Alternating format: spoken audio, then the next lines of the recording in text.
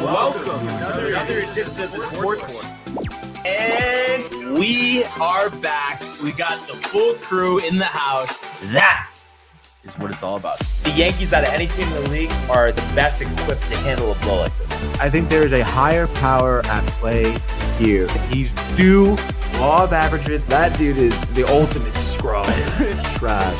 Yeah. Every person you have in there is fucking trash. Next game, you're going to see a big performance. You can see it in the end of the game, and I'm just totally stoked and excited for this. And we are back. Welcome to another edition of the Sports Sport. And once again, it is the Barnes and Tony Show. Anthony, how are you, my friends? We're doing great today, dude. Happy Monday. I know it's rainy and stormy out there, but I don't know, sometimes I really enjoy a nice rainy day. You know, a nice rainy morning. Maybe I would agree with you if it wasn't for the golf tournament cancellation this morning. We're supposed to have a nice scramble at Mill River Country Club, Stratford, Connecticut, Tony. Wow, dude. And here we are. No tournament. The reschedule when I'm on vacation. Yeah, that's tough. Is this a LA Barnaby tournament or what? No, it's the YMCA, the Stratford Y. Oh, wow. Yeah. And you were going with my dad and a couple guys from work. Damn, who are they going to replace you with? Probably one of my dad's friends. But it's just like, you know, I mean, this is like, I think will be the first year that I haven't done it in like 7 years. Really? Yeah, it's just been a tradition, Tony. Where are you going on vacation? California, remember? Oh, yeah, last dude. week of the month. You going golfing out there? No. Oh. But not that wouldn't be sick. Dude, wouldn't it be sick if you just like flew back for the golf tournament and flew back to Cali like real quick? Yeah, that would be sick. But also, I don't know. I'm not a private jet person. I don't think, even if I could go on one, I don't think I would want to, honestly. Why, you think it's just like too small? Yeah, I do. Really? Yeah. Like, it's like, you know what I mean? Not that it's like I'm nervous on the commercial jet at this point. But you're a little nervous. Not nervous, Tony, but just like, you know, it's just a hassle, I guess. Lonnie, early and often saying, great. We start off with golf talk. Well, you're going to take your nap, Lonnie, anyway. So. I'm Poor Lonnie, too, wanted to be here today, He dude. did want to be here. Couldn't do it. And then, you know, he did say, too, that he's straightened out the phone situation. So next time he calls in, clear line. Wait, he said that? Yeah, no, he was texting me about it earlier. No kidding, dude. And he also says, "What's up, guys? I wish I was there with you, handsome studs. # rep the company." And as always, Josh B saying, "Let's go!" I don't think everybody in the Knowlton had their coffee today, so that was a good wake up call. You know? Yeah, no. But we always appreciate hearing from Josh B and Lonnie here on this rainy Monday. But I really, Tony, I was, you know, kind of just trying to agree with you there, but just thinking about it more and more. Tough for me to get behind the rain. I don't know. What is it? Is it like, do you think it's like peaceful or something? Yeah, I think it is very peaceful. Especially for like a nice Monday morning. I mean, you know, I just feel like it kind of slows down your start a little bit too, you know, because it's like Monday's always a little tough for people, especially in the morning. You know, sports shows a little earlier. And then the drinking over the weekend for some people. But yeah, you know, I was like, you know, I was a little bit less like, you know, sometimes if I wake up on a Monday morning, it's like so sunny and nice. I was like, I don't want to fucking be in the studio today, you know? Yeah, I guess maybe I'm just thinking more about the afternoon golf and like it's supposedly it's supposed to clear up, but I just feel like there's just been too much rain for like the course of the Open. It would be like, I mean, there's no way the tournament's still happening. No, right? not like the tournament, but just in general. Like, just like, yeah, if I wanted to get like but I just feel like no. I mean, maybe out of all the courses in the state, Tony, maybe like 2% will be open. Really? Maybe. Drainage systems are pretty poor. Yeah. Well, it's just, I don't know. They just get tight. Like, you know, and I get it. Because obviously if the green's flooded, I mean, what are you doing? Yeah, true. But I don't know. Yeah. I think it's because I just go to the range. Yeah, but you know, we've talked about the range. I know. Jay and I went to the range this past weekend, dude. It's glorious. Yeah, like I just saw the video quick. Like, what was the overall feel there? It was pretty good, dude. I enjoyed. We went to Shelton, right? So like that's a good spot because they had like the TVs that track your ball and stuff. So that was cool to see like how far I was hitting. My driver was hitting probably around 230. Dude, that's and pretty then good. It was rolling to like 240, 245, whatever it was. So that was kind of impressive, dude. Straight grip or no? Dude, straight grip. Yeah, I was really like keeping those forearms. Dude, my forearms were kind of hurting a little bit, like on 'Cause you're Sunday. Jacked. So I was just like, really just keeping it straight, dude. But it was nice. A lot of balls Yeah. went straight, which was great. And then I was practicing some nice lofty type of shots too. Pitching wedge? Yeah, dude. 60-degree wedge. 60-degree. Well, because I didn't think you were comfortable with the 60-degree. I'm trying, Yeah. I'm trying to like, see like where I was trying to gauge how far, Mhm. the ball would go with each club and Yeah. see like how it would feel if I try to let up. And because, they have like those, they have the pins all throughout the range that you can aim at. So I was like doing that, like 80 yards away, like 60 yards away, whatever. It's getting pretty close, dude. Wow. I know. I was feeling really good with the chips. No, dude. the 60-degree wedge is where it's at. It's pretty solid, dude. Just getting that flight. Even Jay was using it. Wow. Yeah. And he was a cover level there. Yeah. Jay definitely needs some new clubs, dude. He has some old clubs. Doesn't have a lot of variety of clubs too. Short, like length too. Like they're too small. Definitely too small for him. Okay. Who had the drive of the day? Oh, that's a good question. I mean, I guess I want to say me. I guess. Like 230 or was it like 250? Like one of them. Like, no, it was like 230. Dude, I mean, but still, it's really good, Yeah. dude. I mean, some of them like when it first started out, it was like 190, dude. Like we're just not getting enough flight on the ball. Yeah. It's actually funny. I saw this reel too. It's so funny now because all these reels are popping up like on my feed. Tiger Woods talking about like how to tee up your ball properly. Yeah. And he was saying that generally you want to start with half of your ball above the head of the driver. Which is, I think, a lot higher than most people do. A lot of people tee it No low. kidding. Yeah, that's why I was definitely teeing it way lower than that, dude. And I was doing the same thing myself, and it really helped me because I had a point where I was struggling to get it a couple feet off the ground. Crazy. Yeah. So it's nice to get that ball flight. That's for sure. I know Lonnie is loving this conversation, but the thing is, he was the star of the driving range when we won a couple weeks ago. So I don't know why. He likes it. He likes he's it. Getting dude. there. Yeah, I think it's just a muscle memory type of thing. Yeah, dude. He's trying to resist. That being said, though, just to kind of wrap up the golf talk for Lonnie, even though I know Josh B is enjoying it, we did have the Wyndham Championship this past weekend, and how about this? Lucas Glover taking home first place here. I believe it was about $1.3 million. 20 under par, going 66, 64, 62 in round 3, and 68, and really kind of a at the buzzer type of win. I think he was, first of all, maybe 129th in the FedEx Cup standings, top 70 qualifying for the playoffs. He moves into 49th, which would get him into the BMW Championship, as well as an automatic entrance into now what they're calling the signature events, which were once the elevated events this past season. Okay. So he'll have that access for next year and a 2-year exemption, which was running out because his last win was in 2021. So for the 43-year-old golfer, that was huge. And, he was saying he's looking forward to having more time with his family just because he really, to have the best shot, to have as much success as possible. He was having to play like a tournament like this, like all the time, because he needs as many FedEx Cup points as possible. Right. In the weeks where a lot of guys are taking weeks off, he's out there grinding, trying to get into the playoffs. So now this kind of gives him some breathing room. That's nice. So he was happy about that. And then you also had a tie for second here, Russell Keenley, as well as Byung-Hun An. They get that tied for second there. And also, if you look at the standings, both of them now are inside that top 70 of the FedEx Cup playoffs.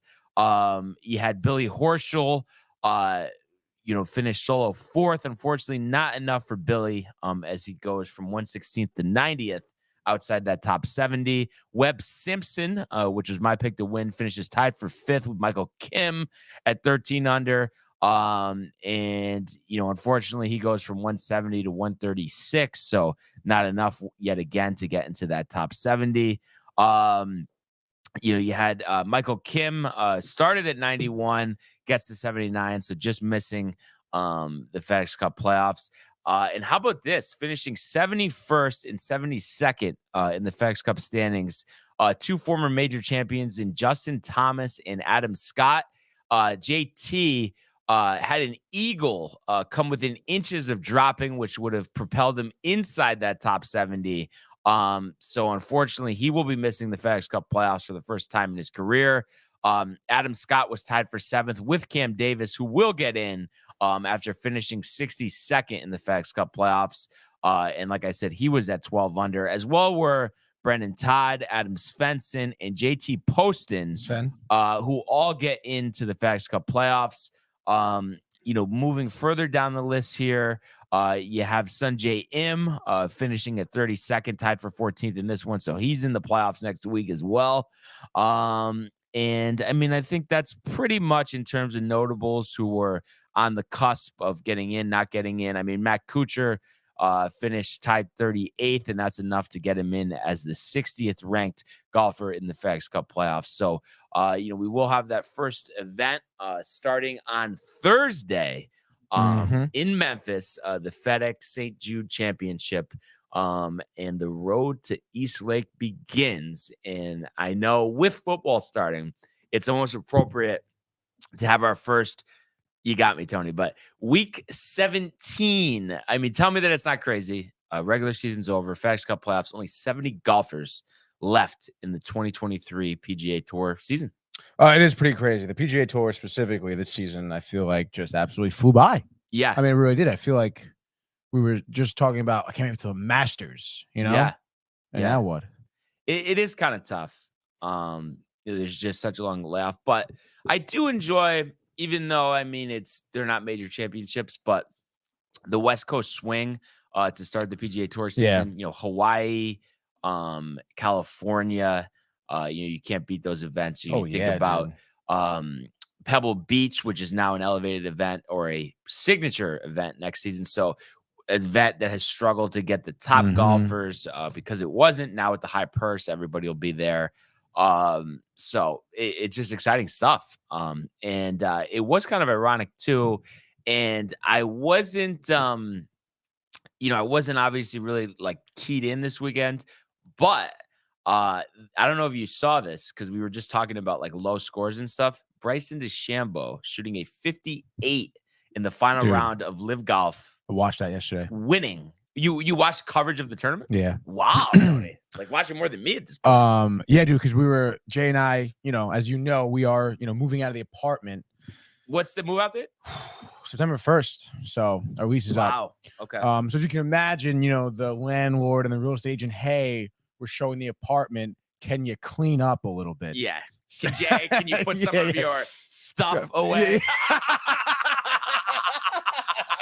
Just to put it lightly. Yeah. The drinking, right? The drinking, yeah. So him and I took some time. We went to Stop and Shop, got some cleaner and cleanses and shit like that, cleaning the apartment. So we had the Live Tour coverage on. Yeah. And I asked, hey, dude, Bryson, I mean, talk about my drive. I mean, that guy hits like 325 easily. And it's crazy too, because I feel like he lost a lot of bulk. Yeah. He definitely has. He looks small, but the ball carries almost 300 yards. Any one-liners from David Faraday on the coverage? Oh, no. The guy with the accent, though? Yeah. I know who you're talking about.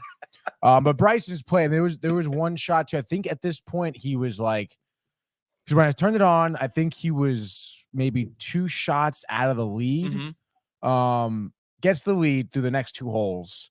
But then the 3rd hole, it's like, I'm looking at Jay's like, oh, dude, he could blow it. The pressure, whatever. Yeah. Drives in a short par 3, uses a driver. Everyone's like, wow, like he's gonna use his driver here. Everyone's like using a 3-iron or whatever they were using. Drives it like right before the green, but in a bunker. And now they're like talking, oh no, and the bunker's gonna be tough. Second place to come and overtake him, whatever. The most perfect chip.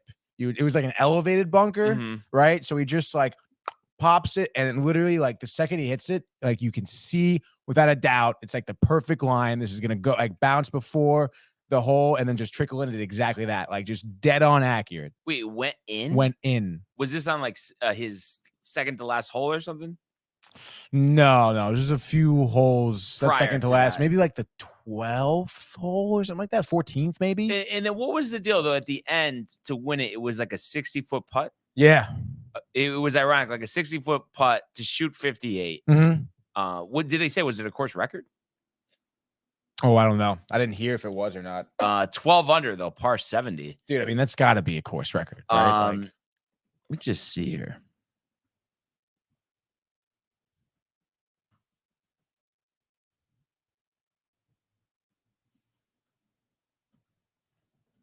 Let's see.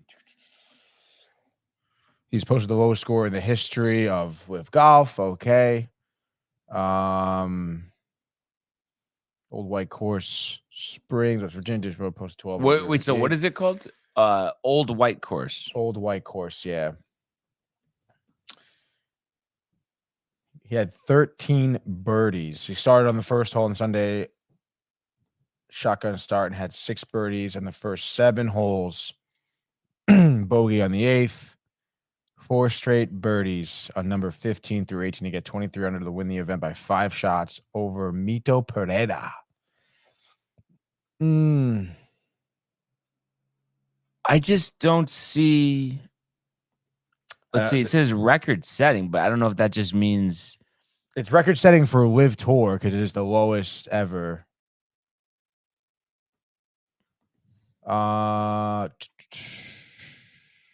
On the PGA Tour, only Jim Furyk has ever shot a 58.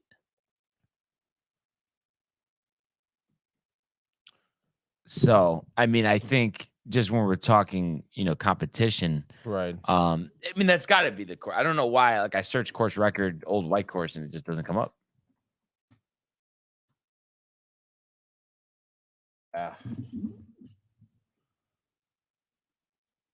Oh, that guy shot a 58 on. Furyk was at Furyk in TPC Cromwell. Oh, okay. But they're just saying like he is the only person to ever post in a that PGA Tour event. Yeah. So needless to say, Tony, I mean, it's pretty much a record at this point. I mean, yeah, really, it's kind of ridiculous. It's kind of interesting though, because obviously, and you get it just in terms of they haven't been able to get good sponsors, good TV coverage, all that stuff. But I feel like besides maybe Adelaide, where you had, Cam Smith playing and, the crowd going nuts. I mean, this had to have been one of their more successful tournaments of the season just because I feel like how could it not be more compelling than Wyndham? Because Wyndham is just the guys who barely trying to claw into the playoffs, wasn't in the top field. And here you got Bryson DeChambeau, coming away hot with this, plus all the other big names that were playing in the tournament, Yeah, dude. It was pretty good. The coverage was all right. I do enjoy like like their graphics scheme, like their colors and stuff for Live Golf. It's pretty cool. Yeah. Yeah. But what do you think about like the shotgun start? I don't know, everybody at dude. different holes. Yeah. Like you're a little tight on that. Yeah, it's just like I don't know. I mean, I guess I haven't maybe have to watch more of it to maybe get a little used to it, maybe. But I don't know. I don't really care for it that much. I don't think right now. Yeah. You don't like it either. You think it can grow on you? No. I don't think so. Right. I mean, it's just I feel like the way that they do it is the best. And I did say too, because I was gonna look. I don't think it's like been officially posted, but I was mentioning like this tour schedule for next year, and I guess it's like I don't know, maybe the Memorial and like one other tournament. We'll have cuts, and then other than that, all of the signature events will be no cut, less field, but no cut. And it's just like. Really? I don't because they're like, oh, well, we want the premium golfers there over the weekend. But it's like, what is that?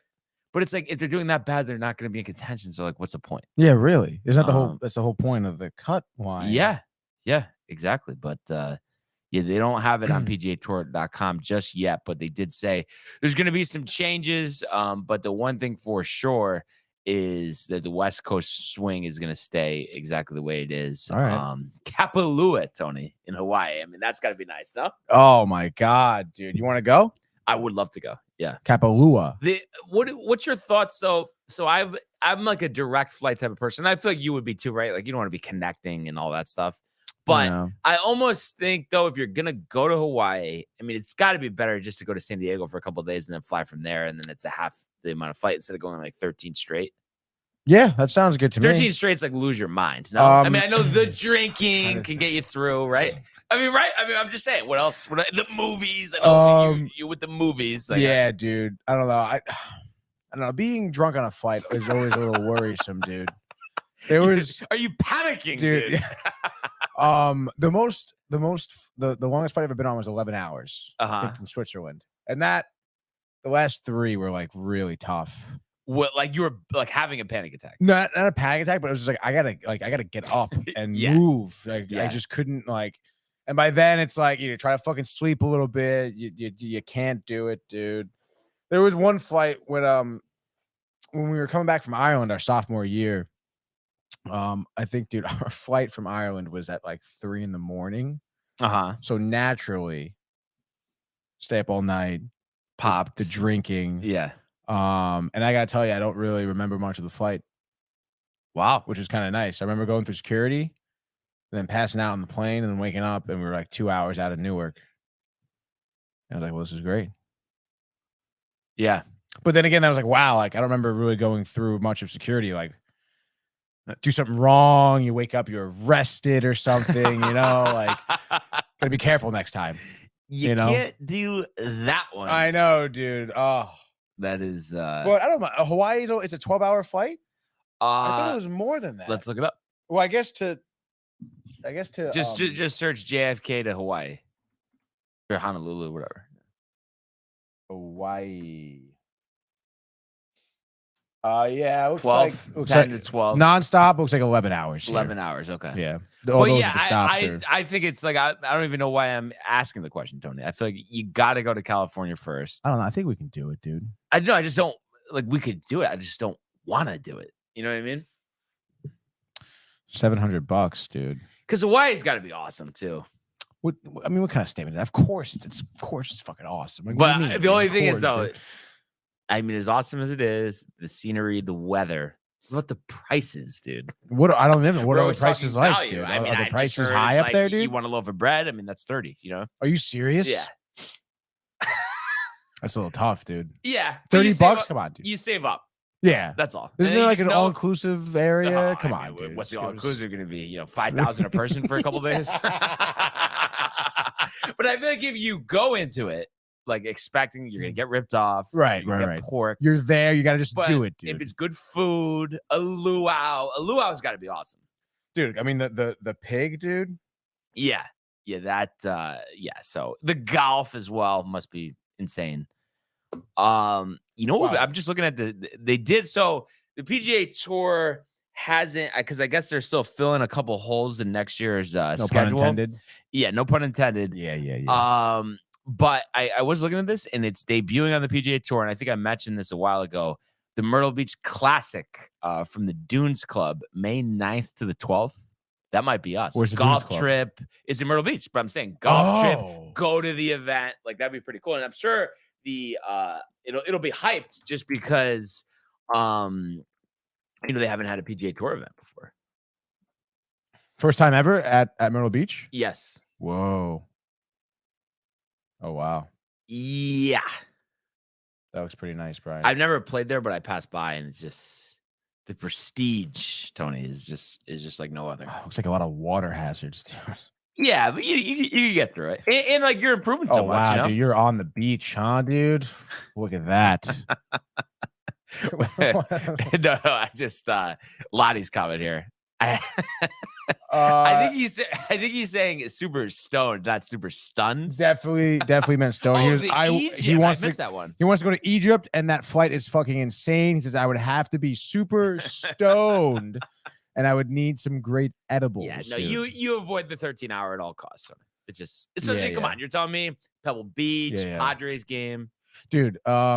Yeah, we gotta go. Pebble Beach, Padres game. That sounds. It would actually probably be Torrey Pines. I feel like Pebble Beach is probably not even close. Fine. Shit, well, it doesn't matter, dude. We know what you meant, Lonnie. You don't have to correct it, dude. We hear you, buddy. He's cheesing. I will say too. Actually, it's funny. I saw a video of this guy getting on some crazy like first class ticket flight. It was like, what is it, Emirates, right? Yeah, whatever. The pod, dude, the blanket, dude, it's like a 2-bedroom apartment, down dude. Service. Yeah, the full bathroom, take a shower, dude. 5-star restaurant, dining. Yeah, but I question I definitely saw exactly what you're talking about. The guy was such a chief narrating it, like, dude, he kind of was, bro. Yeah. like you're a fucking tool bag. And then he's like showing the picture of the food, and like he's saying it was good, but it did not look good. I know, it really did. It's like, dude, honestly, how what? Also, like, what do I need an apartment on a plane for? Yeah. Like, I'm not spending the night here. It's like, I don't know, dude. And yeah, like why am I gonna go to a flight and expect great food? I'm not gonna go on a plane to be like, oh, I want a dining experience. Like, I'm gonna fucking go to a regular restaurant, dude, you know? Yeah. Yeah. I mean, it's something substantial, not just a slice. Yeah, no, dude. Did you got slices though, right? At Southport, or was you Yeah, guys kidding? dude. It Saturday were night actually individual slices. and honestly, it was so funny because, I mean, he basically probably gave us a pie at that point because how they know us now, and we came So in. they hooked it up. They hooked it up real nice, dude. Sicilian. Wow. Mike, Jay, and I got a slice each, just quick before the horseshoe. Yeah. And he gave us like the rest that was sitting there.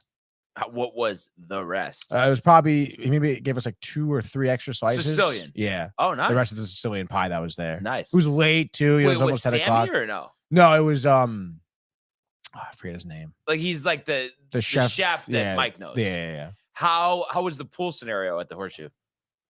Oh, dude, it was actually dead at the horseshoe. No one there. There was- Saturday night? Yeah, dude. I Okay. was so surprised. Well, it's not sports Sundays. right, That's obviously, dude, which this Sunday's gonna be popping. Of course. But I don't know. I mean, honestly, the whole Southport seemed dead. Even like Fairfield or Post Road too. I don't know if maybe this is just like the week that most of Fairfield goes on vacation or something, because it really seemed kind of dead in Fairfield. Because do you guys typically go to the horseshoe on Saturday? Yeah, for the most part. Yeah. Yeah. And it's always like jammed. Yeah, dude. Especially this whole summer. It's been, like I guess college kids, I'm sure. Yeah, I guess maybe because I think Jay was saying his sister goes to Tulane. She went back this week. Oh, so maybe some colleges also too went back. Yeah. If you go away, which I'm sure a lot of Fairfield people do go away to college. Mm-hmm. But it was nice though, because we got on the table obviously immediately. Matt was there, so it was me and Jay versus Mike and Matt. That was dope. And then yeah. Who was the winner? God, I think we won the first one. And I think maybe Mike and Matt won the second one. I think we played 2. Sounds about right. Yeah. And then this couple came. They wanted to play by themselves. So we were like, all right. Inner third. Yes. Captain's Cove was tight. Captain's Cove was tight. I forget why we didn't go to Captain's Cove. I just think the lack. Cover charge. They won't pay cover charge. Cover charge. Wait, what's the deal at Captain's Cove? Like they have some like performances on Saturday? So yeah, on the weekends, especially in the summers, they have that outdoor. You've been there, right? Like one time, a long time ago. Really? Yeah. So they have like the outdoor deck. They have the big marina that's there too. They utilize for live bands and stuff. Yeah. But there's a bar upstairs, right? And it's normally like $5 or $10 to get up there. Yeah. Which is like kind of beat for a place like Captain's Cove. But sometimes they don't charge. Sometimes they do charge. And it's like, that's where the bar is. So you have to you got to go up there. The drinking, dude. Yeah. So, obviously for someone like, like Renee who doesn't really drink or Mike who doesn't drink really, it's like, hey, like, why am I doing this? Right. And it's like, is it even at that point worth to just even go try to look when we can just go to Southport? Tony was hungry anyway, get a slice. So we're just like Southport. And did you and Jay like tone it back after Friday night a little bit on Saturday? Or did you kind of go full throttle? I mean, I was trying not to not go through full throttle or not tone it back. To not tone it back. But obviously, we had everyone's, obviously had a long weekend and everything. So, people went home a little earlier. Yeah. I was probably home by like 11:30. Had some beers though. So felt good. Yeah. DQ on the way back, dude. Wow. Late night DQ? Dude, late night DQ. Dude, I shit you not. Stratford DQ. No.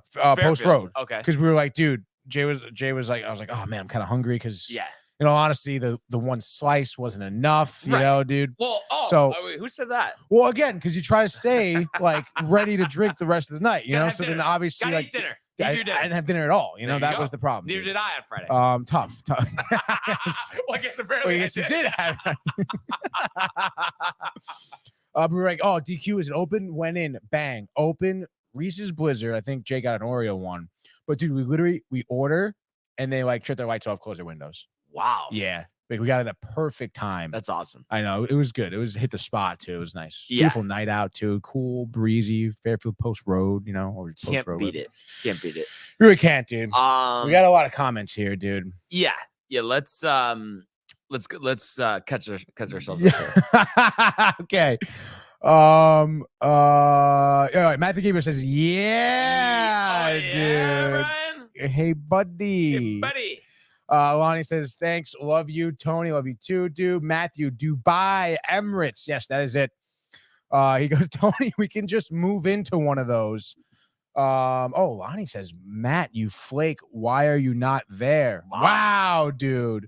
But Matthew says, I'd never leave the apartment plane. And honestly, dude, it's kind of ridiculous. Matthew, in there, baby. Sammy Sicilian on point every time. It really is, dude.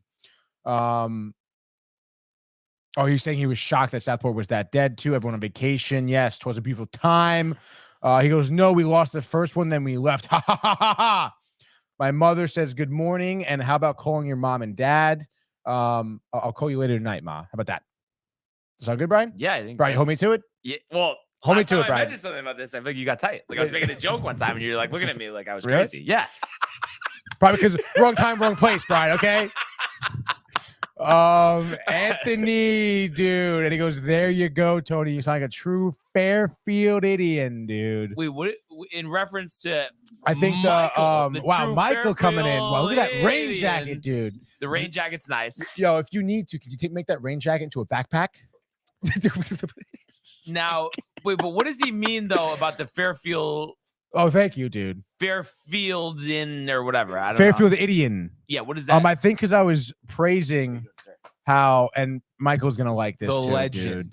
The legends. How it was there he is. Yeah, dude. Wow, number one.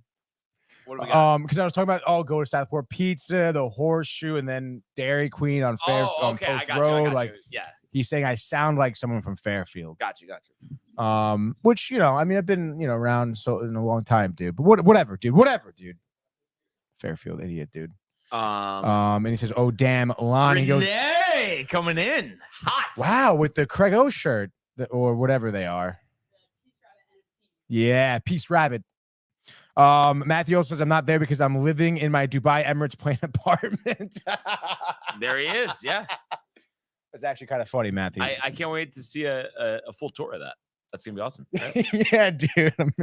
Let's have Matthew video in right now. It is tough because I feel like the vibes are high right now, but we're overdue, Tony. If we could go to the world of Major League Baseball.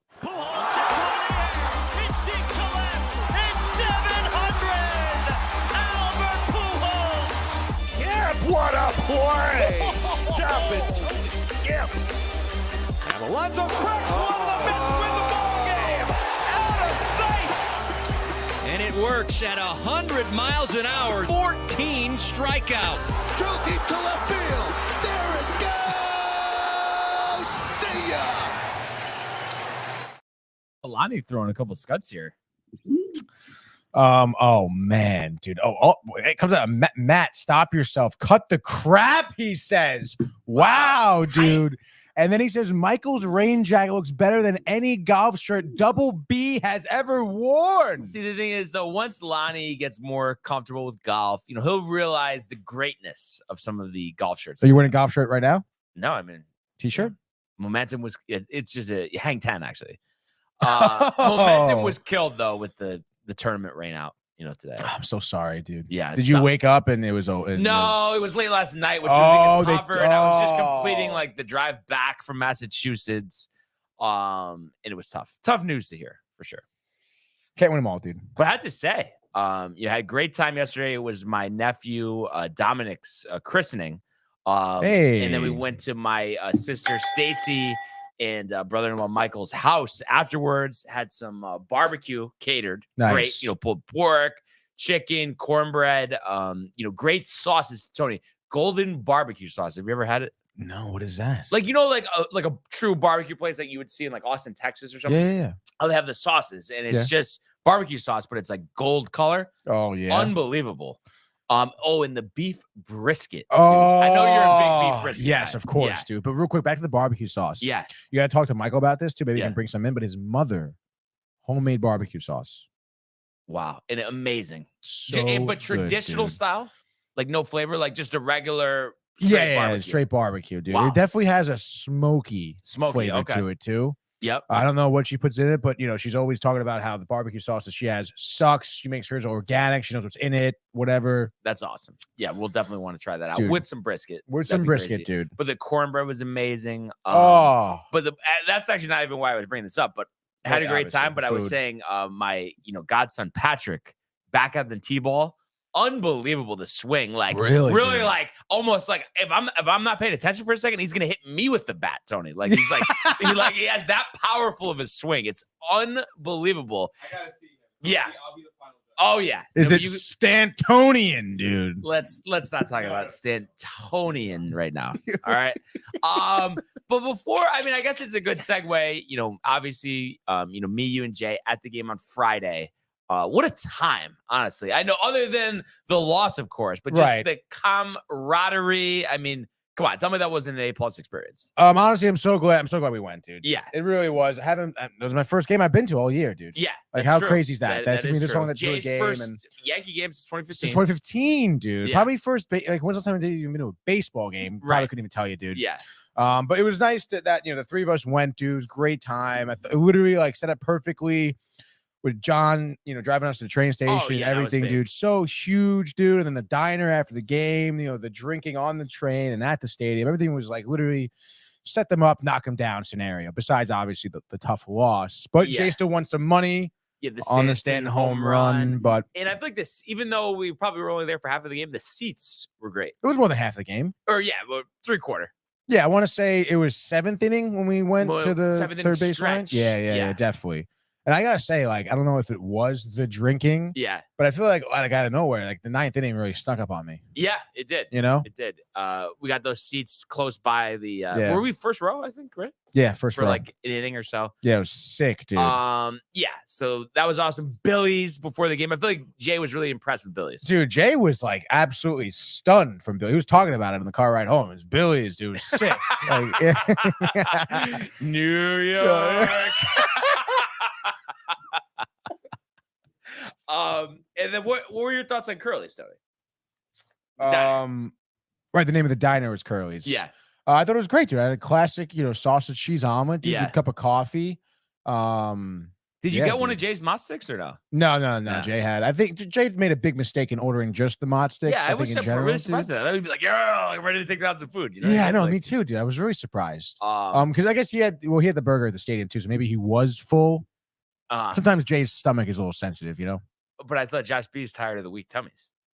Josh B is tired of the week. Did you say that again? No, he Oh, no. didn't. But it just made me think of it. Oh yeah, he's talking some shit, dude. Tony in the Yankee jersey, Wow. dude. People were like kind of like, oh, what are you doing? And I was like, what do you mean? Like, go to a Yankee game? Like, Speaking of Yankee jerseys, I gave you the Judgers. I'm wearing the Cole one, probably the only second time I wore it. Stained, put it in the wash.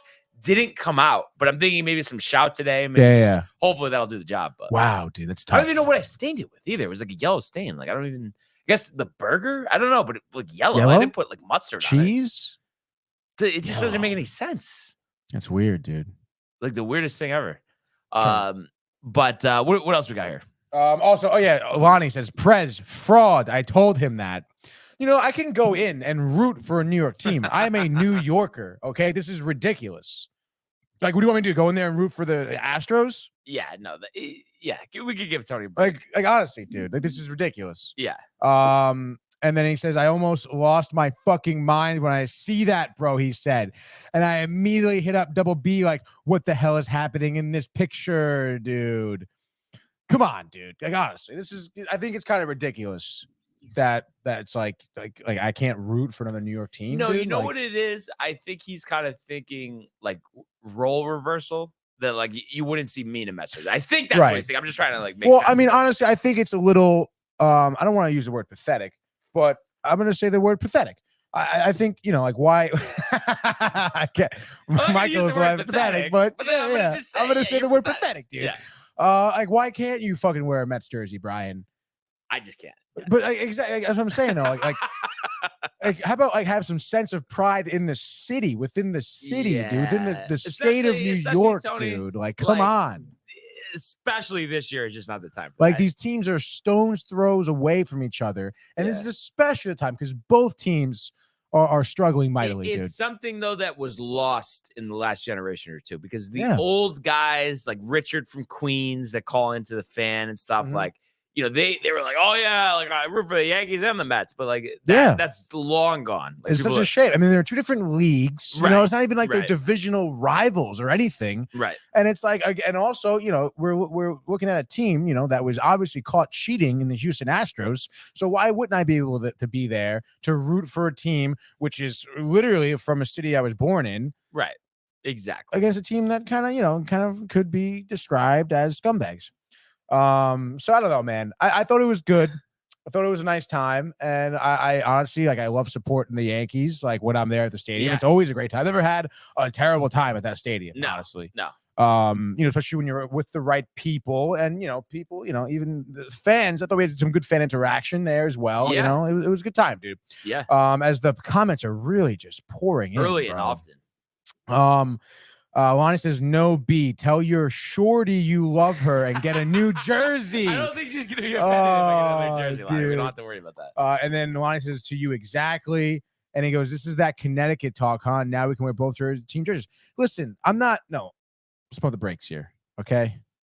There's nothing to do with Connecticut.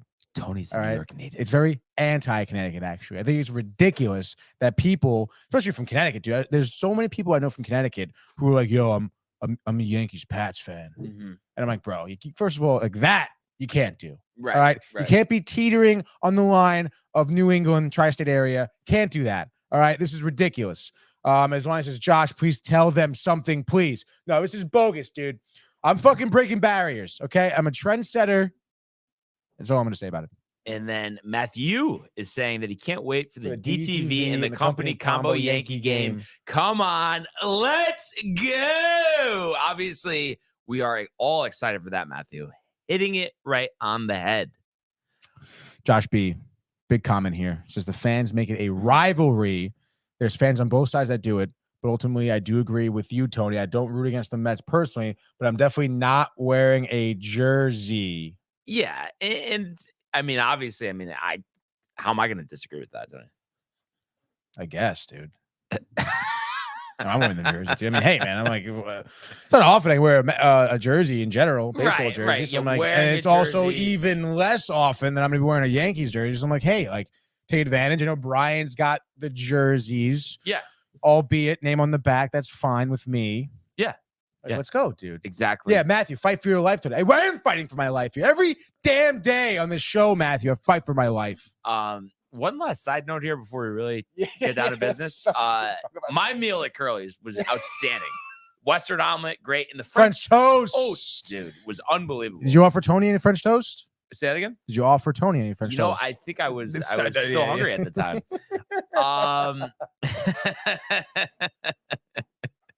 And then Lonnie saying, don't root against them, but come on, wearing the jersey, I get smoked for wearing Mets hats, and that's barely.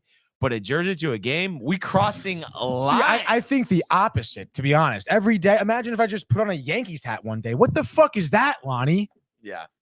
But I'm going to the game, rooting for the Yankees. Yeah, I can wear the jersey. I can wear the hat if I want to, too. But every day, like, wear the hat to work, that's ridiculous. That's ridiculous. Lonnie, comparing you to Dave. Dave Rothenberg on this show, surprised he hasn't tried to quit yet. And then Matthew just to top it off a little, hey, boss.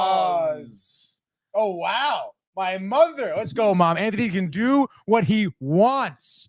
Don't be a bunch of jerks and don't take it so personal, she says. And then Jay has woke up from his nap and he said, Anthony is cheating on his team. Have some dignity. And I guess I would have eaten your hand if you tried to reach for my French toast. Yeah, honestly, I think you might have, dude. And Lonnie says I'm a hat collector, man. Big difference. I think we're really splitting hairs here, first of all. And also, Lonnie, if you wear it outdoors, you're not just a collector, you know? Like, you're wearing it, dude. 100%. You're wearing it.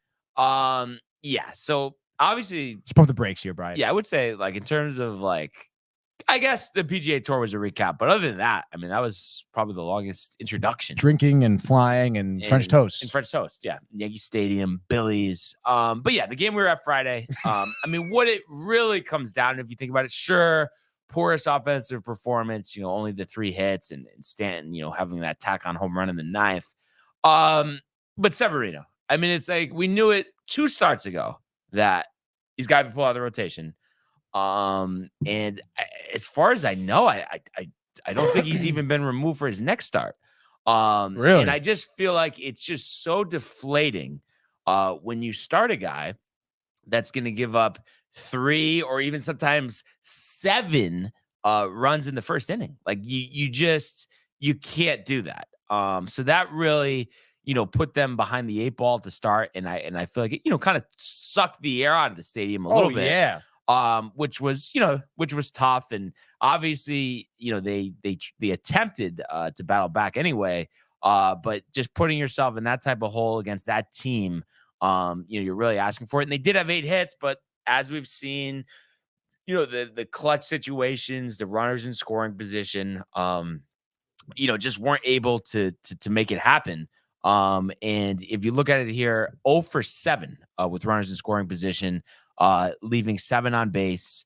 You had 8 hits, which isn't bad, but if you had capitalized with runners on, it would make it a completely different ball game. Right. And another thing that is, a counter effect of, Severino not going deep in ball games is the bullpen is very, very tired. And you really get a sense of that at this point in the season. So, he goes 4 innings, 5 hits, 5 runs, 3 walks, 4 strikeouts, and 2 home runs, including that 3-run homer to Diaz in the first inning. Even hitting Bregman in the second, to score a run as well. So just was an atrocious performance out of him.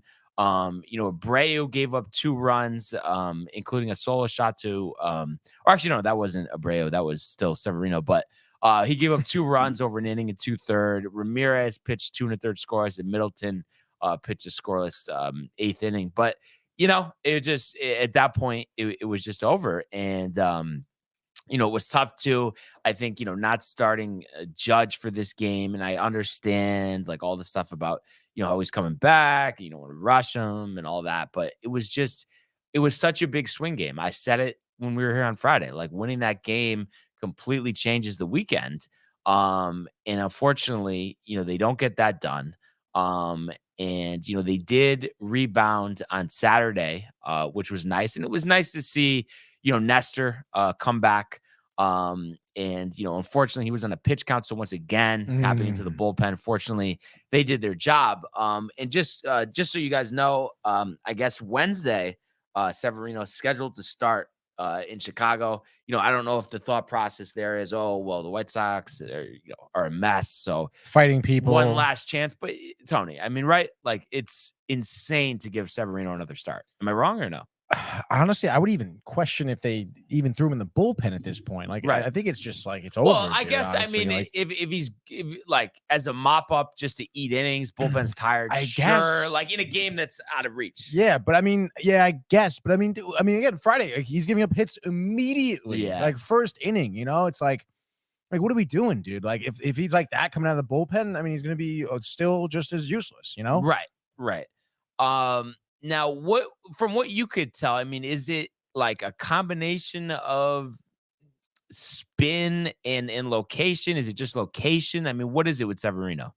Predictability, tipping? Yeah, I don't know. I don't know if he's tipping pitches, but it does seem like that his pitch selection is relatively predictable. Because I mean, it's not like he doesn't throw good pitches. He has good pitches. Sometimes he does miss on location, but I mean, a lot of times too, I think you see pitchers just kind of, adjusting to the pitch or sitting on that pitch that he's throwing, and knows exactly where it's going to break, and kind of adjusting their bat to that spot. So, I mean, the Astros, excuse me, they do have good hitters, right? So, I mean, a pitcher that is predictable to them, I mean, it's gonna be pretty easy for them to hit pitches. So, I think maybe, I think helping him with some location and then mixing up his pitches a little bit more.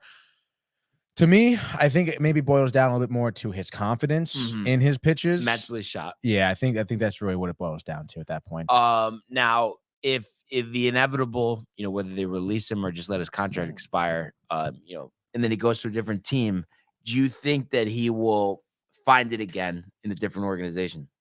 It's definitely possible. I mean, we see it so many times of players in general, not even just pitchers, having these mental lulls in their games where they just feel like they're down the dumps, can never get out. Change of scenery helps them, new new location, new pitching coach, new manager in general, new teammates. Like it can help you mentally get out of a rut. So I'd say it's possible because I think he still has it, dude. It's Yeah, still there, and let's you know? not have like the Brian Cashman worry where it's Mm. like, oh, we're not gonna let Brian Cashman go because we think he's gonna like be the Mets GM after, which obviously you don't want. And second of all, I think that's overrated to begin with. But it's Right. like if you go somewhere else and does well, whatever. It's like Joey Gallo, like it wasn't working. There was no shot. It's like Right. Sonny Gray. You gotta just let him go. So I agree. it'll be interesting to see what they do there, and especially if he gets hammered in Chicago on Wednesday. I would definitely say it's sayonara from the rotation. But back to Saturday. So Nestor gave you 4. He only allowed one solo home run to Altuve, which was his 200th of his career. And a lot of people on Twitter like kind of making jokes. Oh, look at his stature. How did he hit 200 home runs? He was talking about the cheating scandal, obviously. So I thought that was kind of funny. But it was just nice in this one to finally beat Justin Verlander. Obviously, he's dominated the Yankees over the years. He did go 7 strong, only allowed 2 runs, only struck out 4, walked 2, and the 1 home run allowed to Jake Bauers in the 5th inning to give the Yankees the lead. And ultimately, they would win 3-1. And after getting an insurance home run for Gleyber Torres, who's really near the top in almost every offensive category for second baseman. So he's had a really strong year. That was his 17th home run. Bullpen did a great job, but once again, you're getting 5 innings out of the bullpen. You're asking Ian Hamilton, who's been a revelation out of the pen, 1.67 ERA this year. He got the win, pitching 2 scoreless, and then you went to Canely, to King, and then Holmes for his 16th save. So you had an opportunity off that win to win the series yesterday. And unfortunately, just was not in the cards. And Carlos Rodon, once again, just not having a good performance, getting hit early and often, and giving us Yankee fans a lot of anxiety. Like, is this it? Like, is he never going to get it together? In a game, in a season where you've struggled to score runs, you score 7 and you can't win because your bullpen's burned out, and the pitcher that you gave $162 million is just not effective. And that's what we had yesterday. Rodon only goes 2 2/3 innings, 3 hits, 5 earned runs, 2 walks, 5 strikeouts, 2 home runs allowed to Myers and Alvarez. And then he also today is getting an MRI on his hamstring. He says he doesn't think it's going to be a problem, which would make me think that he's going to be out for the season, just based on these injuries scenarios that they go through here. That's not good. So that really set them back. And this was on the heels of Gleyber hitting a home run in the bottom of the 1st inning. So his 18th home run. So he's really had a renaissance season here. Went 3 for 4 yesterday. Yeah, 3 for 4. 2 RBIs. His average is up to 270, on base to 330. But Rodon runs into trouble there with those home runs. So they're down 5-1. They rally in the 4th inning on a single, a hit by pitch, and 2 walks to tie the game back at 5. But then Wandy Peralta, a product of the bullpen being burnt out. And I know originally he was brought in to face a lefty. But listen, I don't like Brito, but it's like you already had to put him in there anyway. He'd only thrown 25 pitches. With the bullpen needing rest, I don't know why they didn't just stick with him longer. I think it was the fact that they had tied up the game, so Boone wanted to go somewhere reliable. But then when you have Wandy face like 5 righties in a row, that's not going to be a recipe for success. A 3-run homer to Myers, and then also a home run to Maldonado, who had quite the series for a guy hitting under 200. So that made it 9-5. They tack on 1 in the 6th to make it 9-6 on a Gleyber double. Bader singles in the 8th to make it 9-7. But the comeback effort was stalled in the 9th inning. Stanton with an opportunity to hit a walk-off 3-run homer. Gives it a ride. The crowd gets up. But unfortunately, it was caught at the warning track to end this game. Astros win 9-7. Yankees complete a 3-4 home stand after losing 2 out of 3 to Tampa. They split with Houston. But the tough part is when you look at it on the surface, okay, you split with Houston. A lot of people thought, they might get swept. They're definitely going to lose 3 out of 4. But it really hurt you that Toronto swept Boston this weekend. So now you sit 4 out in the loss column, 4.5 back of that final wild card spot. with a burnt out bullpen, possibly a starter that needs to go on the injured list, another starter who needs to be removed from the rotation, and then another starter in Nestor Cortez, who still needs to build up his pitch count, and probably will need another starter too before he gets back to full strength. You already know the deal with Herman, so which was once viewed as a very big strength of the team is quickly becoming a weakness, and it just seems like there's a seismic. I was reaching for you there, Tony. Seismic? Yeah, seismic, whatever. I've heard people say seismic. No, I haven't. I'm just kidding. Change where, and I know some of these games they still struggle with the offense, but general theme, it seems like they're getting more hits. So they're making some improvements. But now that that's together, you have to worry about a tired bullpen and a rotation that can't give you innings. So it's just not a good feel. You have to leap Seattle, who all of a sudden, they're talking, they're kind of selling at the deadline. They're 2 up on you, and they're still 2.5 back at Toronto for that final wild card spot. So it's not a good situation to be in. And now you have a 9-game road trip, White Sox for 3, Miami for 3, Braves for 3. And it's like, all right, it's conceivable you could sweep Chicago, but you've played terrible on the road this year, got swept by teams like the Angels. So that doesn't give you confidence. Miami, is a playoff team. I know they don't score a ton of runs, but they pitch well. So that's not going to be a walk in the park. And then we know how good Atlanta is. So it's really like you basically, to even just stay afloat, have to sweep the White Sox. Yeah. And I don't think that's a guarantee. It's not a guarantee. Thankfully you do have Cole starting tonight. And it does seem like that just the White Sox in general, complete train wreck. We know about, the fight from this past weekend, but, hey, sweeping the White Sox, I know it sucks that you have to, but it doesn't seem that too far off of sweeping them. They're an absolute dumpster fire. You're talking about just in general between offensive productions, trouble with pitching. I think Dylan Cease is on the mound tonight. Yeah, he's been terrible. Yeah, so look, you can turn it around with this series for sure. It is tough. Again, I know looking short term, having Garrett Cole start tonight is great. Right. But like you said, you do have a lot of other problems with your rotation, and you desperately need innings from them because your bullpen is a little burnt out. Josh B, by the way, asks if you think they can still make a run. Well, Josh B, they definitely still can make a run. The whole thing is, like I'm just saying, you have to sweep the White Sox, and then it seems unlikely, but you have to win the Marlins and the Braves series on the road. Honestly, 3 road series when I think you've won 1 or 2 of your last 10 or 11 series. It's a tall task, but it's literally to the point, where it's now or never. So that's tough. It's a tough spot to be in. The Blue Jays are in Cleveland. Guardians have been a mess. Maybe it's a blessing in disguise that they're going to turn it around. They always seem to be competitive and at least finish with a 500 record. They're 400 right now. You got Ryu coming back from the injured list as well. So maybe he's a little spotty to start. Conceivably, could they lose 2 out of 3 to the Blue Jays? I guess. Yeah. He's going to be spotty. So then maybe you pick up 2 games there, but then you also have to worry about Seattle. And that's just what makes it so difficult. They're off today. So you, at the most, tonight with a win, you could pick up a half game on them. And then let's see, they are playing the Padres, which that's good. Give me the Mariners though. The Padres, they've been anything but consistent. They kind of, I think, did they take 1 this weekend from the Dodgers? I think so. And I know they got embarrassed last night on Sunday Night Baseball, which it seems like they always do. Yeah. I don't know. That's like it's like the Astros for us. The Padres cannot beat the Dodgers. And he says we've won 1 series and how many again?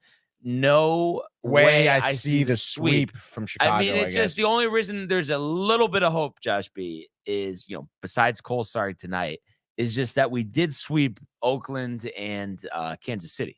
So we have seen it with the really bad teams. And I know this is pathetic talk right now. Like, we shouldn't have to talk like this, but unfortunately, that's what it is. So it's now or never. And if you're ever going to turn it on, this is the time. And, like I said, at least you feel like, okay, Garrett Cole can set the tone. I think Dylan Cease has struggled so much where normally you would say, oh, geez, I mean, he's going to pitch like a 2-hit shutout against the Yankees offense. Right. I think you can get to him. His command has been very spotty. He's given up home runs. So that's a good thing. But it's a tall task, nevertheless. Just because, like I said, the road struggles are real.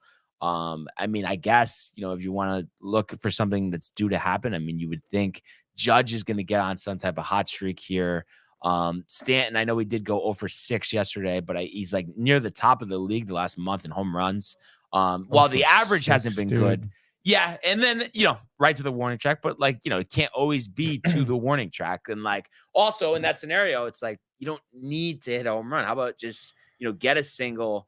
And then obviously we saw the base running snafu. Dude, what the fuck is that about, dude? I just have a hard time believing. A lot of people think that he can't do it anymore, and I don't even think it's that. I think that he's just nervous about getting injured. I think if he needed to run, he could run fine. I don't know what you think. I think it's all preventative. I don't think so. It's just dude. but what do we? I mean, this is at this point in the season. I mean, we can't even. I don't know, dude. I mean, preventative. the way there's no. I don't know, man. I really think he can't run. But, I really think he would can't. have to have some injury that we don't know about. Then, if that's the case, Possibly. Maybe he is, and they're trying to nurse an injury, but still have him get at bats. I mean, obviously, we've seen what they were doing with Rizzo, knowing that he wasn't 100%. They're still putting it out there. But regardless, if he's injured or not injured, he cannot sprint. Right. There was nothing, dude. Not even an attempt at a slide, something, nothing. And also, what's your Luis Rojas, their base coach? Well, you're familiar with him. What are we doing, dude? What is he doing? Well, traditionally, we've always had really good third base coach, with him and Phil Nevin, So. Oh, dude. Tough. By the way, Lonnie did comment before. He does say Double B can't jump, Stanton can't run. Same difference, he says. He also says I'm going to call in at 10:10. You guys will still be on, right? Yes. Yeah, I don't think we have time for a call though. We have a tight out here today. But what would we say? What time we're finishing up? 10:15. So we can't have Lonnie for 5? Sure. So that gives us maybe 30 seconds to talk about the Mets? No, I think we could go 3 or 4 minutes. God, all yours, buddy. All right, I'm going to run through it really quick. Gotta go. Guys, go. So starting Friday, I mentioned here, the Orioles obviously sweeping the Mets. Absolute disgusting, atrocious kind of series here. And I'll talk about a little bit why here, but just looking at Friday, they lose 10-3. So giving up a lot and scoring very little. On the mound was David Peterson. And I know I talked about, not having a lot of confidence in him just because he hasn't started in a while. I think it was his first start since I don't know, maybe late June. Yep. And, he's been coming out of the bullpen a few times, giving you 2 to 3 innings. His final line, 3 innings, 1 hit, no earned runs, 3 walks, 1 K. Like I said, no earned runs through 52 pitches in those 3 innings. And now I understand if you're Buck and you're kind of like, all right, we got a lot of bullpen guys that I do kind of want to try out. We got a lot of new faces. Maybe we can take this opportunity to get a lot of bullpen guys out there, see what they can give you. But I'm still thinking put Peterson out there again. I mean, I know he hasn't started in a while, but he is a starting pitcher. He can throw more than 52 pitches. Mm-hmm. But instead, you throw out John Curtis, who sucked for you all season. He threw 1 inning, gave up 2 earned runs, I think on a couple singles, dude. And I'll get through the scoring here. Actually, it was, I think, a couple singles. And you know who hit the first RBI single? James McCann in the bottom of the 4th here with an RBI. Double-edged sword? Dude, honestly, kind of ridiculous. RBI single scored O'Hearn and Hayes, actually. Literally, we're paying him to do this. But top of the 6th, Lindor does answer back with an RBI single of his own. Answer back with an RBI single of his own, scoring Alvarez and Ortega, making it 2-2. After that, though, bottom of the 6th, as the Mets go deeper into their bullpen, O'Hearn with an RBI single makes it 3-5. And then, wow, James McCann with a 2 RBI double. Wow, dude, makes it 5-2. Audley Rutschman with a sac fly RBI scoring McCann makes it 6-2. Bottom of the 7th here, Westberg homer. And then right after that, a McCann RBI single. making it 10-2. McCann, by the way, I think it was 3 for 3. Yeah, 3 for 3 on Friday, 5 RBIs. That's probably more RBIs than he had in his entire career with the Mets. In one game with the Orioles. He's still batting .215 on average, though. And the rest of the bullpen, I mentioned a lot of the earned runs there. Bickford, a guy we claimed from the Dodgers, got through not even a whole inning, just one out. He got one out, 4 earned runs off of 3 hits, 1 walk. And then Garrett, I think who was the Orioles? Yeah, former Oriole. That's right. Yeah. Is it Brad or no? Or are you talking about Amir Garrett? No. It's Reed Garrett. Okay, yeah, I think he is former Oriole. Yeah. Made it through 2 outs, also 4 earned runs off of 2 walks and 3 hits here. Gott and Drew Smith end up, taking the last 2 innings. Gott actually looked pretty good, 2 Ks over 1 inning, and then Drew Smith gets 2 Ks in the 8th there. But obviously, there was no scoring there for the Mets. Dean Creamer didn't really last long. 5 1/3 through 87 pitches, only got 4 Ks, 4 walks, but only gave up 2 earned runs. With that guy, with his control, you got to be better at batting, dude. And then the bullpen, obviously you got nothing out of your bullpen. But you look at the box score here. Lindor went 2 for 3, right, with 2 RBIs. Love that. Alonso 1 for 4. And other than that, no one else had, had 4 hits as a team, dude. 4 hits, which is kind of ridiculous. Runners in scoring position, you were 1 for 5, 3 men left on. There's just nothing good offensively there. And that, Astros have a good bullpen. So you're all right, you know what? Let's get to Saturday, whatever. Maybe we can score some more. Wrong. You don't score really many more. You lose 7-3 on Saturday. Tyler McGill, another guy, first start probably since maybe early June. Someone who absolutely sucks. I think he had I don't even know, dude. He was getting popped in the minors, though. He literally getting tattooed. And it's why is this guy even started? He gives you 4 2/3 innings, gives up 9 hits, 5 earned runs, no walks, but 2 home runs. Those 102 pitches over those 4 2/3 innings. Grant Hardwick comes in. He gives you 2 1/3 innings. You have to see some length out of him for the young bullpen guy. Gives up 1 earned run, 2 walks, though. And then you throw Bickford out there again in the 8th, gives up 1 earned run. You obviously don't score a lot. Most of the scoring, started early and often, as Brian likes to say now. Henderson with a 2-run homer that scored Rutschman, makes it 2-0, in the first inning. So again, just like Severino on Friday, off to the wrong foot. Baltimore will continue to score. They do that in the 3rd with an RBI single by O'Hearn. Urias, RBI double in the 4th. In the 5th, Santander had a home run. And then McKenna with an RBI double in the 6th. And then Rutschman with another RBI double in the 8th. Those are your 7 scores by the Orioles. The Mets scored a little bit. Jeff McNeil had a good night, dude. A home run, RBI single. And that was really the only scoring for the Mets. He went 2 for 4 with 3 RBIs and the 1 homer. I mentioned that. Nimmo and Lindor both went 2 for 4. Alonso 1 for 4. So, I guess your first 3 batters are doing a good job. But the bottom half after Alonso, Vogelback, everyone was 0-4. 0 for 4, 0 for 4, 0 for 3, 0 for 3s here. You get 7 hits coming from just the top of your lineup. But of course, with no one in the bottom half of your lineup to really clean up those bases there, you end up with 2 for 6 in terms of runners in scoring position, 4 men left on. Not really good, dude. You were not playing good baseball. You had 1 2-out RBI by McNeil. Other than that, absolutely no offense. Moving to Sunday, speaking of no offense, you scored no runs on Sunday. Quintana on the mound, who actually threw a good game for you, dude. 6 innings, 2 earned runs, 92 pitches. 3.42 ERA so far. Dude, his last few out, he's 0 for 3 because the Mets have not had any run support for him, honestly. Right. He's been pitching pretty well. First start, obviously a little shaky, watching his pitch count, but his last 2, he's pitching into the 6th inning, right. He's going to 6 innings. He's setting you up quite nicely. Your bullpen does well. Gott and Ottavino go, they don't no damage to the 2 innings that they pitched. But it was just obviously no runs here. The one game that the Orioles aren't scoring, more than 2 runs here, you just couldn't do it. And honestly, besides Batista, I feel like these bullpen guys aren't even the Orioles' top bullpen. And Bradish goes 4 2/3.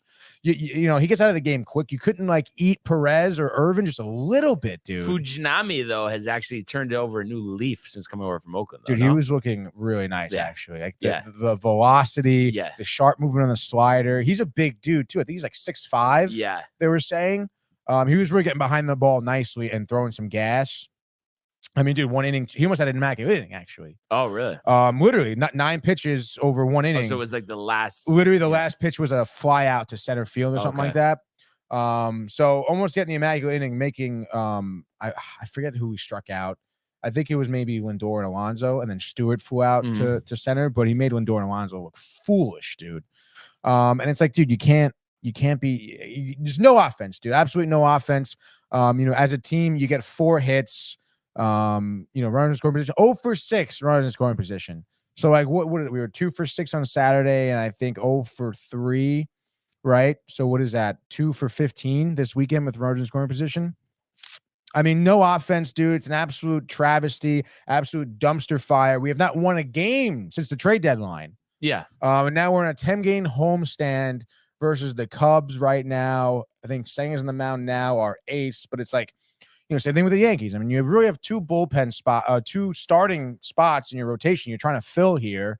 And you know, Senga doesn't look great. I mean, Quintana looks good, but I mean, you know, how reliable, how much confidence do you really have in him and consistently giving you starts at his age? I don't know, man. I mean, it's a huge question mark. I mean, you look at all over social media for like SNY and the Mets. I mean, it's all minor league stuff with Acuna and stuff, and they're doing well in the minors. Acuna It's started great. to hit a little bit, or Yeah, he had a walk-off single, I think, Nice. on Saturday, which is great, dude. What about Gilbert? Gilbert he had a big hit in that game as well before Acuna. So they've been hitting really well in the minors, which is nice. But it's like, all right, let's just like, it just sucks that they're still, you know, losing games. You know, it doesn't feel like much has gone, you know, by since the trade deadline. So I don't know, dude. We'll see. You try to stay optimistic, and you try to, you know, you hope these guys get brought up soon and can make a splash immediately. Because I mean, the whole atmosphere for the Mets right now is just absolutely low, dude. Everyone's just dead. You know, Right. Bullpen guys are getting torched. There's no offense now. I mean, it sucks, dude. It sucks. It sucks a lot. Yeah, it's tough. But, I mean, what are you gonna do? I mean, the fucking Orioles obviously are a good team too. So it's like Buck, first time back in Baltimore. Tribute. I don't think I think they gave he gave it like one of those waves, and Yeah. they were clapping. But other Yeah. than that, dude, He's, he looked tight the whole weekend, bro. Cause it's like, this is tough. He's just playing out the string. Yeah, it really is now, dude. So being that we're up against it, Tony. By the way, 7-6 in my favor in terms of the picks. Not bad, not bad. We both went 1 and 2 on Friday.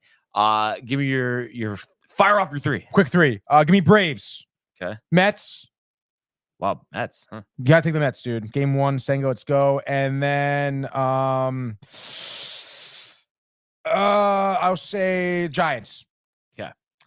I am gonna go with the Yankees, the Guardians, and kind of a surprise because I was just talking about this, but Padres? Yeah, give me the Padres. Give me Wow. Seth Lugo against Tony Gonsolin. And I guess we'll have to get Lonnie on the dial tomorrow. Lonnie, you can call in every other day. We're setting limitations now. I thought it's just like when we have filming to do, that's when he's not allowed to call in. But other than that, we're good. No? Yeah, that's what I mean. Like Dude, every other day you can call in. You meant to say any other day, because when you say every other day, it means that he can only call in every other day. Yes. You get it. You get it. Oh, yeah. I did have you there. Yeah, no, you had me on that one, dude. Speaking And of then he doesn't want to mess things up, wants to stay on Tony 2 times hood side. Okay, dude. 222.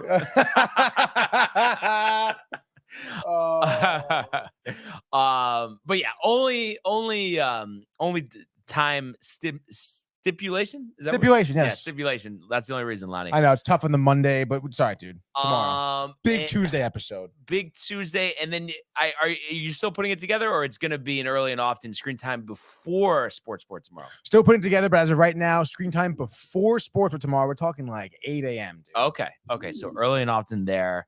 And I know this was a turbo episode, but Stop breaking Tony's balls. Wow. I mean, good side. Dude. Oh, you said he meant to say. I thought he was being dead serious when he said that. Oh, hood side. Yeah, honestly, I thought he meant hood side too. Like whoa.